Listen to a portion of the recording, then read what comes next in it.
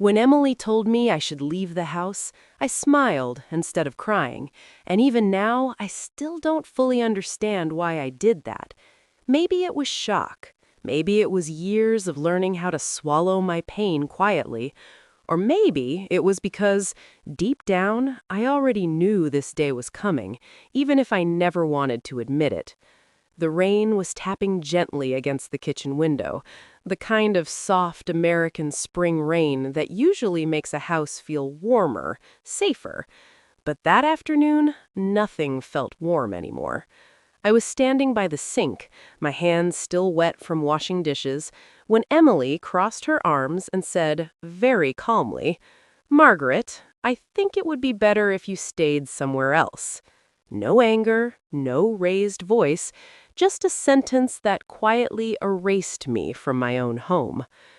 My name is Margaret Williams. I'm 62 years old. I've been a wife for over 40 years, a mother for even longer, and for most of my life, my world was simple. I believed in family dinners, handwritten notes, warm kitchens, and showing love through small acts that no one else noticed. I believed that if you gave enough, loved enough, stayed patient enough, things would eventually work out. I believed that a mother's place in her family was permanent. I was wrong. Before Emily came into our lives, our home in Ohio was quiet but full. Not perfect, not fancy, but full. My husband, Robert, was a retired school counselor. He had spent decades listening to other people's problems, guiding children through their fears. And by the time he retired, he carried a calmness that made everyone around him feel safe. Robert wasn't a man of many words, but when he spoke with care. Every morning he made his coffee the same way, standing by the counter, looking out the window, humming softly without realizing it. I used to watch him and think, this is what stability looks like. Our son, Daniel, was the center of my universe. From the moment I held him in my arms, I felt a kind of love that frightened me with its depth. Daniel was the kind of boy who asked questions about everything. Why the sky looked different before rain, why old photographs smelled the way they did, why people sometimes smiled even when they were sad. I tried to answer every question, even when I didn't have the answers myself. When he scraped his knees riding his bike down our suburban street, I cleaned the wounds and kissed them gently, telling him he was brave even when he cried. When he struggled in school, I sat with him at the kitchen table late into the night, helping him through math problems, encouraging him, believing in him when he didn't believe in himself. Our daughter, Laura, came a few years later. She was quieter than Daniel, more observant. While Daniel spoke his thoughts out loud, Laura stored hers inside, watching, learning, understanding things far beyond her age.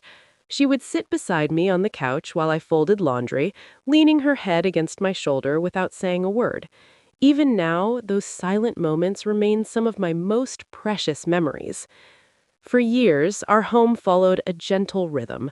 Mornings were slow, evenings were for family dinners, Sundays were for pancakes, church, and quiet walks around the neighborhood. We weren't wealthy, but we were steady, and in my heart, I believed steadiness was enough. Daniel grew up, went to college, and became a software engineer. I was proud of him in a way that's hard to put into words. He was kind, responsible, and thoughtful. When he told us he had met someone, I smiled immediately, even before I knew her name. I wanted his happiness more than anything else. Her name was Emily. The first time I met Emily, she was polite, confident, and very sure of herself. She shook my hand firmly, looked me in the eyes, and smiled in a way that felt practiced. She came from a bigger city, had a fast-paced job in marketing, and spoke about life with certainty. I told myself her confidence was a strength. I told myself that differences were normal, healthy even. I wanted to welcome her, to make her feel like she belonged. I cooked her favorite meals after asking Daniel what she liked. I cleared space in the house for her things when she started visiting more often. I asked about her work, her childhood, her plans. I tried not to be overbearing. I tried not to offer advice unless she asked. I wanted to be the kind of mother-in-law people talk about fondly, the kind who respects boundaries and offers warmth without control. But slowly, quietly, something shifted. At first, it was small. Emily would rearrange things in the kitchen without asking. She would correct me gently, but publicly. Actually, Margaret, it's better to store spices this way. Or, that's not really how people do it anymore. I smiled each time, telling myself I was being too sensitive. Times change, I reminded myself. Young people do things differently. Then came the comments that weren't really comments, but judgments wrapped in smiles. The way I cooked was too traditional. The way I spoke to Daniel was a little much. The way I planned family dinners was unnecessary. None of it was said loudly, none of it was openly cruel, and that made it harder to address. How do you confront something that hides behind politeness? Robert noticed before I did. One evening, after Emily and Daniel had gone out, he looked at me and said quietly, "You don't seem like yourself lately." I laughed it off. "I'm fine," I told him, but I wasn't. When Emily and Daniel got married, they moved into our house temporarily, just until they found a place of their own. That was the plan, just a short while. I welcomed them with open arms. I told myself it would be like old times, like having children in the house again. I didn't realize that sharing a home would mean slowly losing it. Emily took control of the space without asking. She set rules I didn't know existed: what time meals should be, how quiet the house should be, where things belonged. I began to feel like a guest in rooms I had lived in for decades. I started spending more time in my bedroom, not because I wanted to be alone, but because it was the only place where I didn't feel judged. Daniel noticed, but not enough. Or maybe he noticed and didn't know what to do. He stood between loyalty and comfort often won. I don't blame him entirely. Choosing sides is hard when you don't fully see the damage being done. I remember one evening very clearly. I had made dinner, something simple, roast chicken, vegetables, nothing special. Emily tasted it and said, "It's fine," in a tone that told me it wasn't. Daniel kept eating silently. Robert thanked me quietly. I sat at the table, smiling, feeling smaller with every bite. That was when I started to understand something painful. Love doesn't disappear all at once. It fades slowly when it is no longer seen, no longer valued. And I was fading inside my own family. I still believed things would get better. I still believed patience would save us. I still believed love was enough. I didn't know yet that this belief would cost me my place in the very home I had spent my life building. And as the rain continued tapping against the window that afternoon, with Emily standing there waiting for my response, all of those years passed through my mind in silence.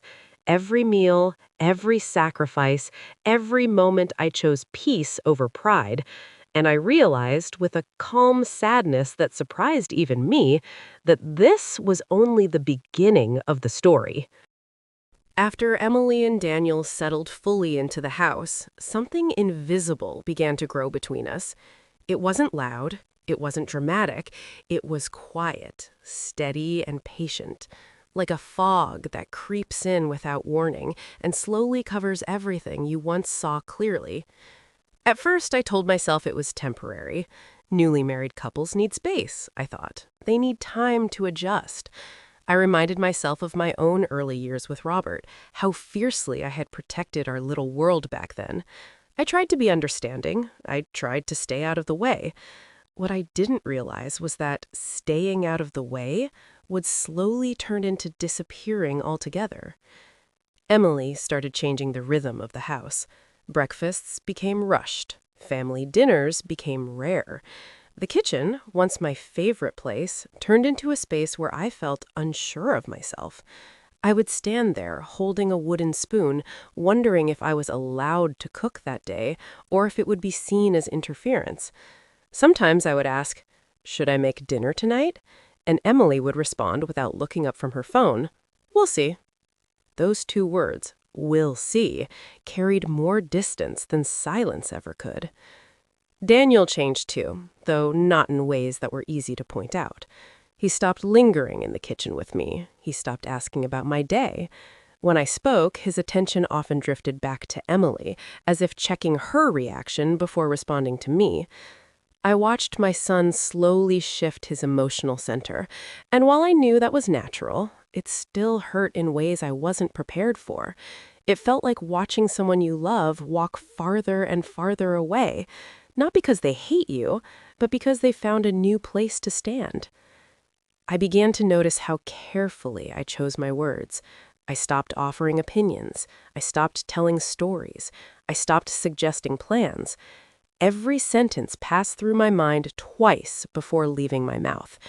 Would this annoy Emily? Would this sound old-fashioned?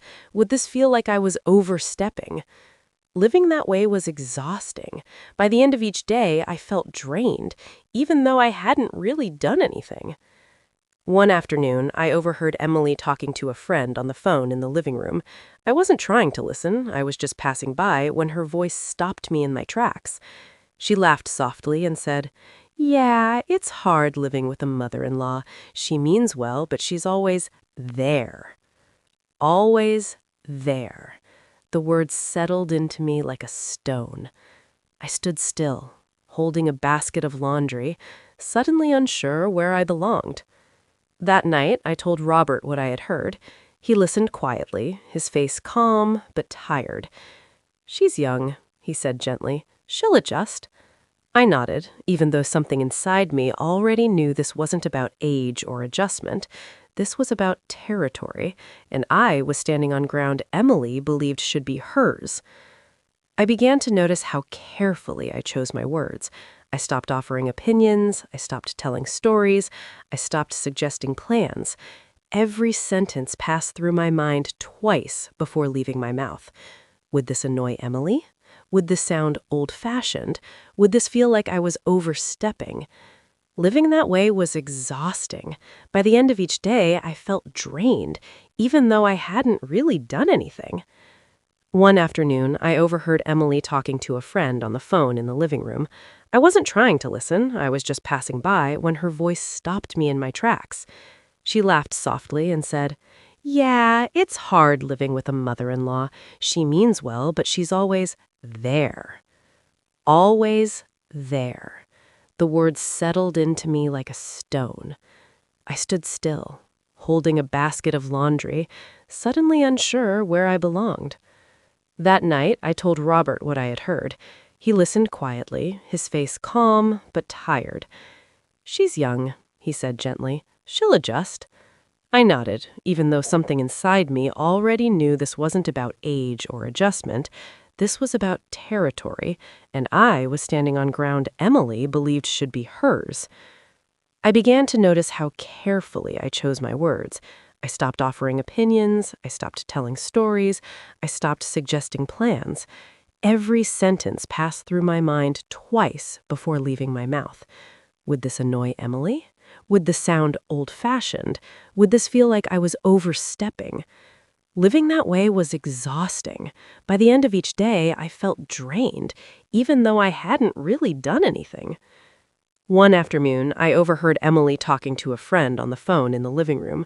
I wasn't trying to listen, I was just passing by when her voice stopped me in my tracks. She laughed softly and said, "Yeah, it's hard living with a mother-in-law. She means well, but she's always there." Always there. The words settled into me like a stone. I stood still, holding a basket of laundry, suddenly unsure where I belonged. That night, I told Robert what I had heard. He listened quietly, his face calm but tired. "She's young," he said gently. "She'll adjust." I nodded, even though something inside me already knew this wasn't about age or adjustment. This was about territory, and I was standing on ground Emily believed should be hers. I began to notice how carefully I chose my words. I stopped offering opinions, I stopped telling stories, I stopped suggesting plans. Every sentence passed through my mind twice before leaving my mouth. Would this annoy Emily? Would this sound old-fashioned? Would this feel like I was overstepping? Living that way was exhausting. By the end of each day, I felt drained, even though I hadn't really done anything.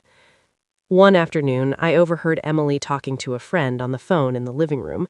I wasn't trying to listen, I was just passing by when her voice stopped me in my tracks. She laughed softly and said, "Yeah, it's hard living with a mother-in-law. She means well, but she's always there. Always there." The words settled into me like a stone.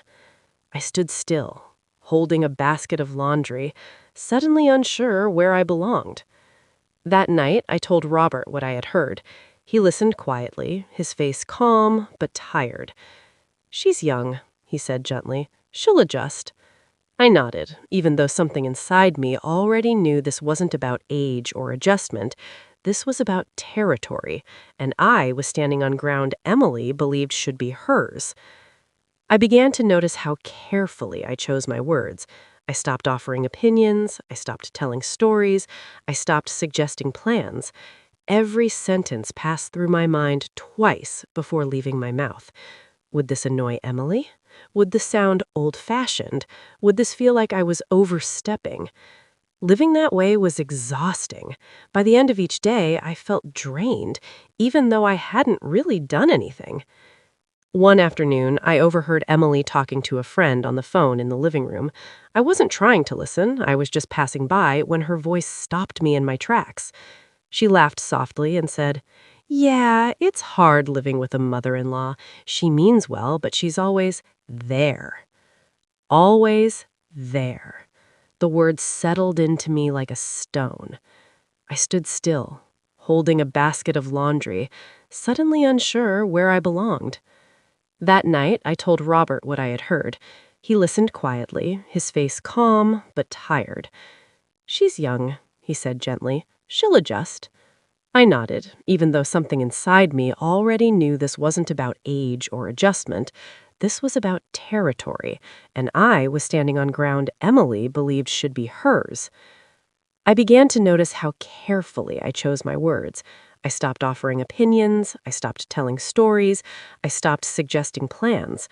Every sentence passed through my mind twice before leaving my mouth. Would this annoy Emily? Would this sound old-fashioned? Would this feel like I was overstepping? Living that way was exhausting. By the end of each day, I felt drained, even though I hadn't really done anything. One afternoon, I overheard Emily talking to a friend on the phone in the living room. I wasn't trying to listen, I was just passing by when her voice stopped me in my tracks. She laughed softly and said, "Yeah, it's hard living with a mother-in-law. She means well, but she's always there. Always there." The words settled into me like a stone. I stood still, holding a basket of laundry, suddenly unsure where I belonged. That night, I told Robert what I had heard. He listened quietly, his face calm but tired. "She's young," he said gently. "She'll adjust." I nodded, even though something inside me already knew this wasn't about age or adjustment. This was about territory, and I was standing on ground Emily believed should be hers. I began to notice how carefully I chose my words. I stopped offering opinions, I stopped telling stories, I stopped suggesting plans. Every sentence passed through my mind twice before leaving my mouth. Would this annoy Emily? Would this sound old-fashioned? Would this feel like I was overstepping? Living that way was exhausting.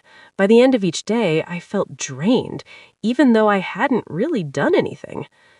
One afternoon, I overheard Emily talking to a friend on the phone in the living room. I wasn't trying to listen, I was just passing by when her voice stopped me in my tracks. She laughed softly and said, "Yeah, it's hard living with a mother-in-law. She means well, but she's always there. Always there." The words settled into me like a stone. I stood still. I remember the morning clearly. though I wish I could forget it. It was one of those early spring mornings in Ohio. Gray skies, light drizzle, the kind that makes the sidewalks glisten and the world feel quieter than usual. I had gotten up before anyone else, as was my habit now, to have a few moments of peace before the day began. I poured myself a cup of coffee, wrapped in my cardigan, and stepped onto the porch. The air was cool, carrying the faint smell of wet grass and damp earth. For a moment, I allowed myself to breathe, to feel calm, to forget the tension that had been building over the past months. But as I turned to go back inside, I saw Emily standing at the front door, suitcase in hand. "Margaret," she said, her tone calm, almost polite, "I think it's time for you to leave. You're not needed here anymore." I froze. My hands gripped the railing tightly, my knuckles white. I wanted to ask her why, to beg her to reconsider, to explain that this was my home too.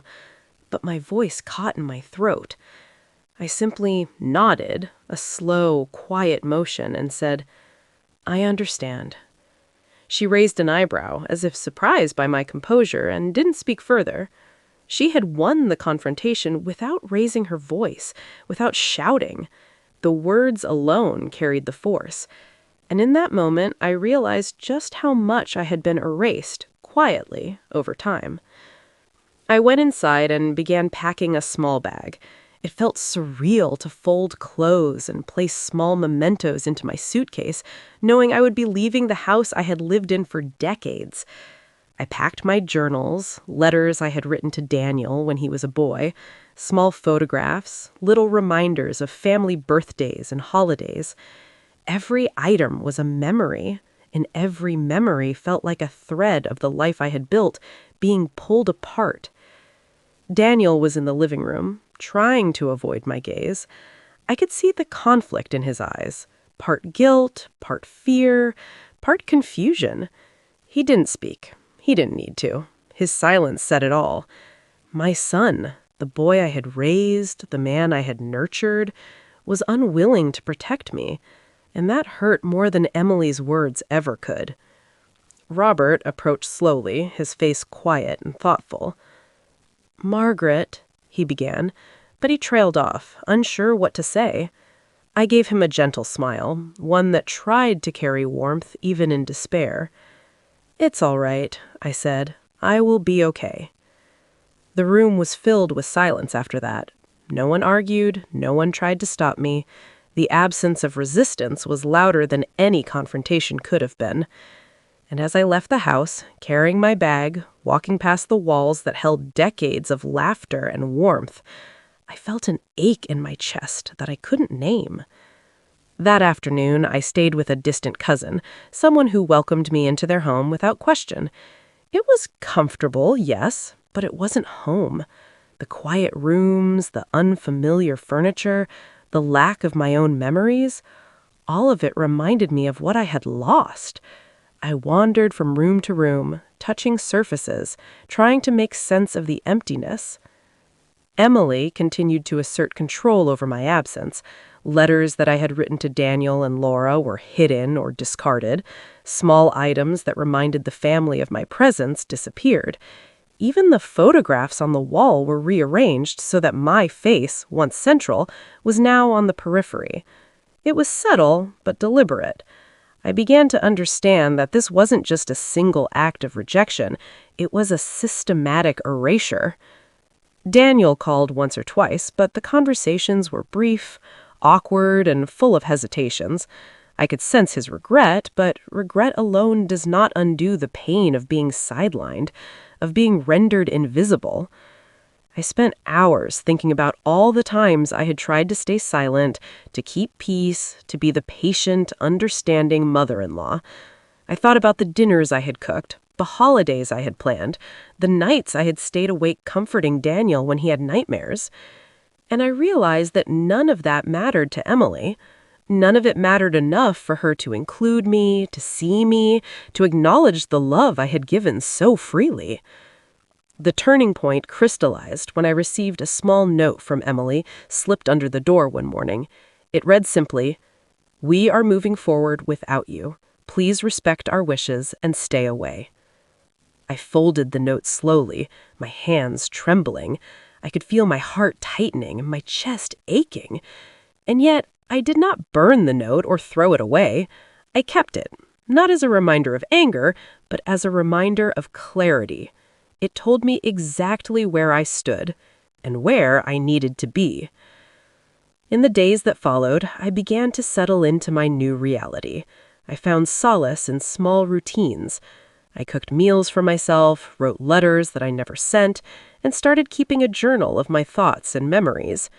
The house I had lived in for decades became a distant place in my mind, filled with echoes of laughter and warmth, but no longer a space I could inhabit fully. Robert visited when he could, bringing small gestures of care, a cup of coffee, a memory of Daniel, a quiet conversation. Laura called from out of state, checking in, sensing the sadness that I tried to hide. These connections reminded me that love still existed, even if the home I had known had turned cold. And yet, the pain remained. There were nights when I would lie awake, staring at the ceiling, remembering the years I had spent giving everything I had. I questioned myself endlessly.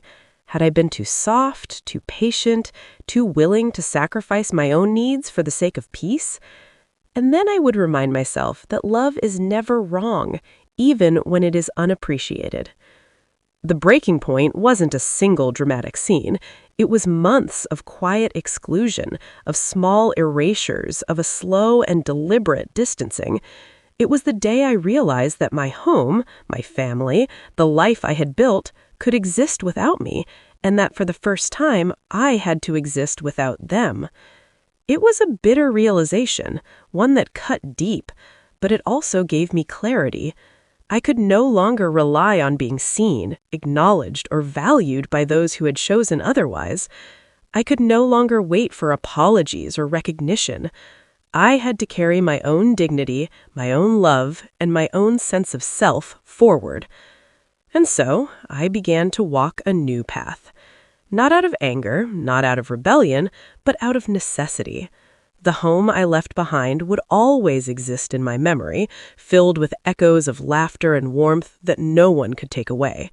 The family I loved would continue their lives, perhaps unaware of the depth of my sacrifice, perhaps blinded by their own choices. And I would learn to live in a world where love is both given and preserved, even when it is not returned in the ways we hope. The breaking point had come. It had stripped me bare, leaving me vulnerable, raw, and alone. But it also gave me something I had never had before, the quiet certainty that I could survive, that I could endure, and that I could still find peace even in the midst of absence and rejection. Leaving my home that spring morning felt like stepping into a life that had been waiting for me all along, unfamiliar, quiet, and sharply aware of what I had lost. I stayed with a distant cousin, Linda, who lived in a small town not far from our neighborhood in Ohio. Her house smelled of baked bread and lavender, a warm, welcoming scent, but it wasn't mine. I placed my small suitcase in the guest room, unzipped it slowly, and began to arrange the few belongings I had taken. Each item I unpacked felt heavy with memory. The old photographs of Daniel playing in the yard, the letters I had written to him when he was a boy, my journals filled with thoughts and hopes. They were my treasures, my proof that I had loved fully, and they were the only things that reminded me of the life I had once held in my hands. The days were long, and the nights longer. I wandered through Linda's home, touching surfaces, feeling textures, trying to remind myself that I could find comfort here. But the quiet, the profound, unbroken quiet, pressed down on me. I missed the small sounds of my old house, the hum of the refrigerator in the kitchen, the soft creak of the floorboards in the hallway, Daniel's laughter echoing from his bedroom. Those sounds were gone, replaced with stillness. And in that stillness, I realized just how much my presence had once filled our home. Robert would visit when he could. He didn't say much because words weren't enough, but he brought small gestures, A cup of tea made just the way I liked it, a gentle touch on my hand, a quiet conversation in the living room. He reminded me that not everything was lost. Even in separation, care could still be shown. He didn't have the answers, none of us did, but his presence reminded me that love can persist in small, quiet ways. I began walking in the neighborhood near Linda's house each morning. The sidewalks were lined with maple trees just beginning to show their spring leaves, and I watched children ride bikes and dogs trot alongside their owners. I saw elderly couples holding hands as they walked slowly, sharing quiet smiles. Life went on around me, full of connection, even when my own connections felt fractured. These walks became a small ritual, a way to ground myself, to breathe, to remind myself that I could still exist outside the walls that no longer welcomed me. Laura called often. Her voice was a lifeline. She sensed my sadness before I even spoke. "Mom, you're not alone," she said once, softly but firmly. "I know it hurts, and I know it feels like no one sees you, but I see you. I love you, and Daniel will understand one day." Hearing her voice filled me with warmth, but it also reminded me that Daniel had yet to speak directly about what had happened. He had begun avoiding the topic entirely. Emily controlled the narrative, and my son, though he loved me, had allowed her control to create distance between us. That distance hurt in a way words cannot describe. It was the quiet betrayal of absence, the soft kind that leaves a person doubting their own value. In the weeks that followed, I discovered the depth of loneliness that comes not from being alone, but from being unseen. I made small routines for myself. I cooked meals just for me, experimenting with recipes Daniel and Emily had never cared for. I filled my journals with thoughts I could not say aloud, memories I needed to preserve, and reflections I had never allowed myself before. I wrote letters to Daniel, not to send, but to release the pain. I wrote to Robert, expressing gratitude for his quiet support.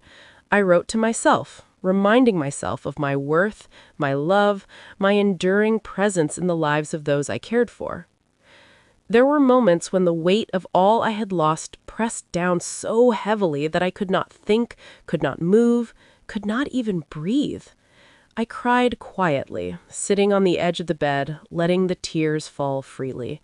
I allowed myself to feel anger, sadness, grief, and betrayal. I knew then that suppressing these feelings had never helped me. Now, facing them fully, I began to understand that this was the first step toward reclaiming myself. Emily continued to assert her control over Daniel and the household. I heard through mutual friends that she had rearranged the furniture, thrown out items that reminded her of me, and spoken to Daniel in ways that further distanced him from his past and his mother. These reports reached me not as angry confrontations, but as quiet confirmations of what I already knew. She had made her choice. My presence was no longer welcome. And yet, in that knowledge, I found a strange clarity. I could no longer hope to change her. I could no longer depend on Daniel to fight for me. I had to depend on myself. I began small acts of independence. I organized my room at Linda's, filling it with familiar scents, photographs, and personal items that reminded me who I was. I cooked meals that I enjoyed, sitting alone at the small kitchen table, savoring the flavor without expectation of approval. I walked in the garden, feeling the rain on my face, letting the world remind me that life could be beautiful, even in solitude. I found comfort in routine, in small pleasures, and in the knowledge that my worth did not depend on recognition. I also began to reflect on the years that had led to this moment. I remembered the times I had tried to mediate between Daniel and Emily, the times I had swallowed my own feelings to avoid conflict, the countless sacrifices I had made quietly, without acknowledgement. And I realized something important. None of that effort was wasted. Love, care, and patience may not always be seen, but they shape the lives of those around us in ways that are subtle, enduring, and impossible to erase. One evening, as the sun was setting and casting long shadows across the living room, I opened my journal and wrote something I had been avoiding. I am still here. I am still me. I have loved fully, given fully, and that love has not disappeared. It lives in my children, in my husband, in the small things I have created, in the life I have lived, and that is enough. Writing those words brought a quiet peace. For the first time in months, I felt the edges of my heart soften. The pain had not vanished, nor had the absence of my family been resolved, but I had begun to reclaim my sense of self. I had begun to learn that life does not end when people turn away. It continues, and so must I. The weeks stretched into months. Robert visited more often, bringing small gestures of comfort and reminders of shared memories. Laura became my confidant, a bridge to the family I loved but could not fully reach. Daniel remained distant, but even in that distance, I sensed a quiet regret growing within him, a realization that absence does not erase love. I started walking again in the neighborhood, noticing details I had ignored before. The way sunlight shimmered on the wet pavement after rain, the laughter of children playing in the yard, the quiet kindness of neighbors offering a wave or a smile. These small connections reminded me that the world still held warmth even when my home felt cold. I learned to savor the small victories, a letter received from a friend, a phone call from Laura, a quiet moment of reflection on the porch as the wind moved through the trees. Each one was a reminder that life continues, that love exists in many forms, and that even after betrayal, one can rebuild a sense of home, belonging, and peace. And slowly, over time, I began to understand the truth. Healing is not dramatic. It does not come in grand apologies or loud declarations. Healing comes quietly, in moments of reflection, in small acts of care for oneself, and the patience to allow grief and love to coexist. I realized that the home I had left behind, the family I loved, would continue their lives, but my life, my presence, my worth did not depend on their recognition. I could carry myself forward with dignity, patience, and love, even in their absence. In the stillness of those months, I discovered resilience I had never fully known. I discovered that a mother's heart is not only capable of enduring pain, but also capable of finding peace and joy again. And I realized that sometimes the greatest acts of love are not those we perform for others, but those we perform for ourselves. Months passed. Life settled into a new rhythm, quiet, measured, and slowly comforting. I had come to understand that the house I had left behind, the family I loved so deeply, was no longer mine in the way it once had been. And yet, in this distance, I began to see things more clearly. Distance has a way of sharpening perspective, of helping us notice truths we might have overlooked when we were too close, too involved, too invested. I realized that I had given love freely, and even though it was not always returned in the ways I hoped, it had shaped the people I cared for and had left a mark that could never be erased. Daniel called one rainy afternoon. I could hear the hesitation in his voice before he spoke. "Mom," he said softly, I think I've made mistakes. I didn't see things clearly before. I didn't realize how much I was hurting you." I sat in my small living room, sunlight barely reaching through the clouds, and listened. For the first time in months, I felt the weight of my own silence meet the weight of his regret. I wanted to speak immediately, to pour out all the months of sorrow, of loneliness, of erasure. But I stopped. Instead, I took a deep breath and said simply, "Daniel, I know, and I understand. I know it wasn't easy for you either." We spoke for over an hour that day, slowly, cautiously, carefully. He apologized. I listened. He shared his confusion and fear, and I shared my own heart, without bitterness, without accusation. I realized that forgiveness does not require a dramatic act. It requires honesty, patience, and the willingness to continue loving, even when you have been hurt. That conversation was the beginning of a quiet healing, a bridge that could one day bring us back together fully, even if it took time. Emily never directly apologized, but her tone softened slightly in passing conversations.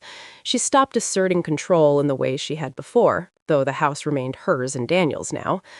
I did not need her apology to find peace. What I needed was the space to reclaim my own life, and slowly, I began doing just that.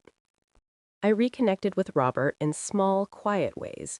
We spent afternoons walking in the neighborhood, visiting the park, and even baking simple meals together.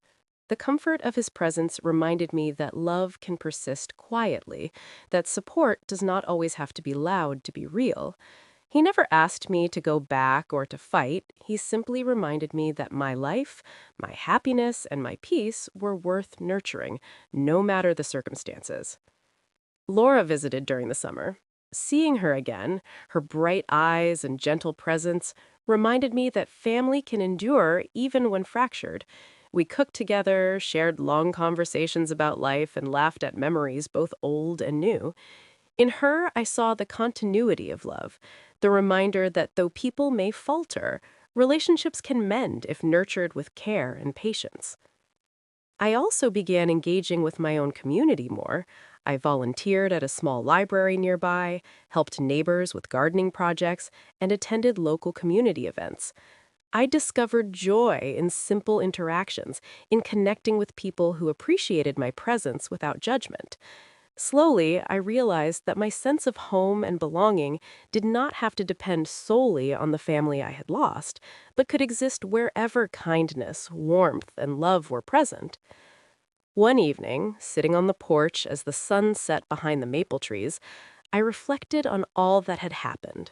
The months of loneliness, the months of hurt, the slow erosion of my sense of place. They had been painful beyond words, but they had also taught me lessons I would not trade. I had learned that love cannot always protect us from hurt, but it can give us the strength to endure. I had learned that silence can be both a wound and a balm, depending on how we carry it. And I had learned that forgiveness is not for those who wrong us, but for ourselves, to free our hearts from carrying bitterness, to allow room for healing and peace. I wrote in my journal that night, I have loved deeply. I have been hurt deeply.